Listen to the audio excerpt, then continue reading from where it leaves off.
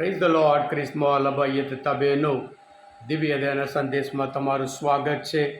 જૂન 19મી તારીખ શાસ્ત્રપાઠ સાંભળીએ. માથ્યુનો ગ્રંથ 6ઠો અધ્યાય 1લી કડીથી 6ઠ્ઠી કડી સુધી અને 16થી 18મી કડી સુધી. આ સંદેશ સાંભળવા તમારા સૌ માટે અને તમારા પરિવારજનો વિશે પ્રાર્થના કરું છું કે આજના શુભ સંદેશ પ્રમાણે તમે હંમેશા જે ધર્મના કાર્ય કરો અમે ઈશ્વરને ખુશ કરવા માટે જ કરો, જેથી કરી તમને હંમેશા ઈશ્વર બદલો આપે. ખ્રિસ્તવાળા ભાઈઓ બહેનો, ધર્મના કાર્યમાં કેવી રીતે આપણે કરવાનું ધાર્મિક કાર્ય, પ્રભુ ઈસુ આપણી ધાર્મિક જીવન, આધ્યાત્મિક જીવન સફળ બનાવવા માટે, સાર્થક બનાવવા માટે પ્રભુ ઈસુ આપણને માર્ગ બતાવે છે. ખ્રિસ્તવાળા ભાઈઓ બહેનો, આજના આ જમાનામાં સોશિયલ મીડિયા એમાં બધું આપણે પ્રગટ કરીએ છીએ. બે બાબત અગત્યનું છે. વિઝિબિલિટી એટલે બધું કરીએ છીએ એ બધું દેખાડવા માટે કરવાનું છે. સાથે સાથે આપણે જે કાર્ય કરીએ છીએ કેટલા લોકો લાઈક કરે, કેટલા લોકો વેલ્યુ કરે એ જોઈને આપણે આનંદ પામીએ છીએ. દુનિયાનો વિચાર અલગ, પ્રભુ ઈસુનો વિચાર અલગ, પ્રભુ ઈસુનો માર્ગ અલગ, દુનિયાનો માર્ગ અલગ. હા ક્રિસ્તવાળા ભાઈઓ બહેનો, આજના શુભ સંદેશ દ્વારા પ્રભુ ઈસુ હું તમને ચેતવું છું. પ્રભુ કહે છે કે લોકોની નજરે ચડવા માટે તેમના દેખતા ધર્મ કાર્યો કરશો નહીં તો તમારા પરમપિતા તરફથી તમને બદલો નહીં મળે.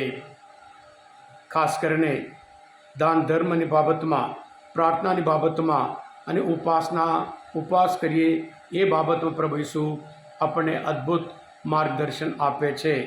દાન ધર્મ કરીએ ત્યારે જે કરીએ છીએ ગુપ્ત રહેવાનું છે, અને જેને મદદરૂપ થઈએ છીએ એ વ્યક્તિ પણ માનપૂર્વક, મહિમાનપૂર્વક માણસ છે. આપણે મોટા થઈને એમને નાના કરવા નહીં, એ પણ એ રિસ્પેક્ટફુલ માણસ છે. એમ કરીને જે ગુપ્તમાં કરો એ ગુપ્તમાં બદલો મળશે, એમ કરીને પ્રભુ ઈસુ શીખવાડે છે. પ્રાર્થના એક આધ્યાત્મિક પરમાત્મા સાથે એક થઈ હોવાનું છે. એમાં આપણે કોઈને બતાવવાની જરૂર નથી. લોકો આપણે વાહ કરે એમાં બિલકુલ જરૂર નથી. અને એવી જ રીતે ઉપવાસ કરીએ એ પણ લોકો આપણે વાહ કરે એ માટે નહીં. એટલે પ્રભુ કહે છે આપણે આ પ્રાર્થના હોય, દાન ધર્મ હોય, એ ઉપવાસ હોય, એ ઈશ્વરને ખુશ કરે એવી રીતે કરવાનું છે.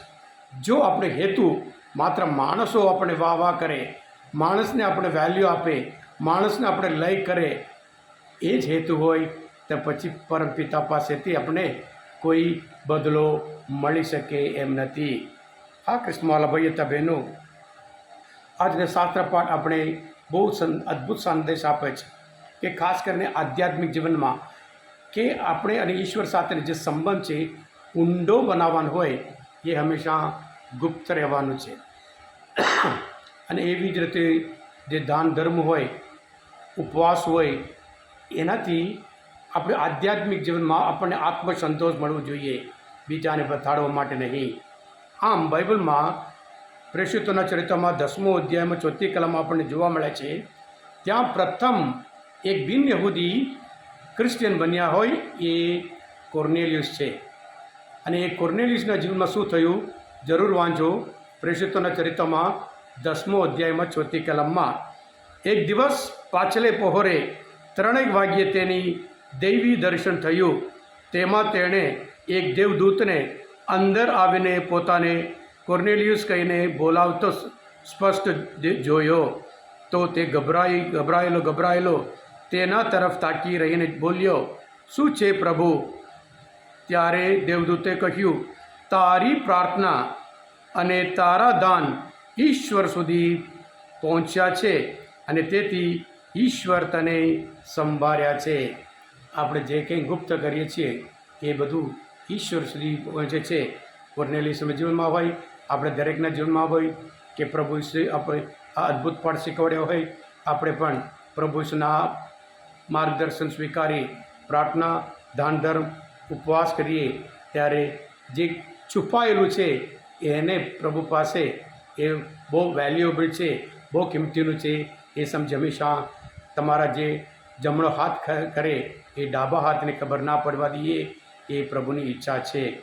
હા કૃષ્ણવાલા ભાઈ હતા બહેનો, આ મનન ચિંતન શાસ્ત્રપાઠ સમજવા માટે, પ્રભુને સારી રીતે ઓળખવા માટે મદદરૂપ થયા હોય, તમે પોતે આ દિવ્ય ધ્યાન સંદેશ સબસ્ક્રાઈબ કરજો અને બીજા માટે પણ ફોરવર્ડ કરજો. પ્રભુ ઈસુ, હું તમારામાં વિશ્વાસ રાખું છું.